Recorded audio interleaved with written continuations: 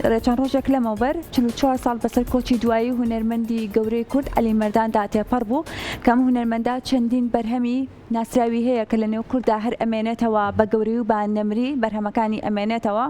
لە کەرکووکیش بۆنەیەک ڕێکخرا بۆ یادی 44 ساڵەی کۆچی دوایی هونەرمەند عەلی مەردان.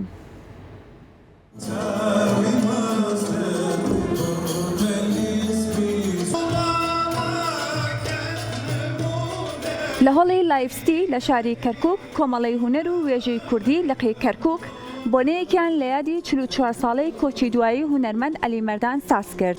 وێڕای بەرزڕاگرتنی ڕۆڵی ئەو هونەرمەندە کە بە مامۆستای مەقام ناوبانگی دەرکردووە چەندین بەرهەمی هونەری پێشکەش کران.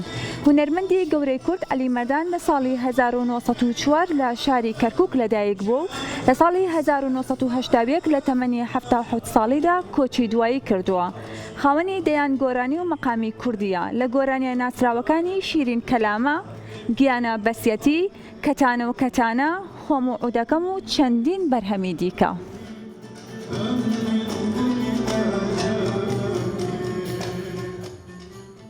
یادکردنەوە و یان بەرزڕاگرتنی کەڵە هونەرمەندان، کەڵە نووسەران، کەڵە ئەدیبان، کەڵە مێشونووسانمان زۆر گرنگە بۆ ئێمە هەم کەلتورەکەمان نافەوتەیە، هەمیش نەوەکانی داهاتوو بزانن ئێمە خاوەن چ مێژوویەکین، خاوەن چ هونەرمەندگەلێکین، چ نووسەرگەلێک یانی مێژوونووسێک بۆی بزانین ئێمە کەلتوری ئێمە چەند دەوڵەمەنە.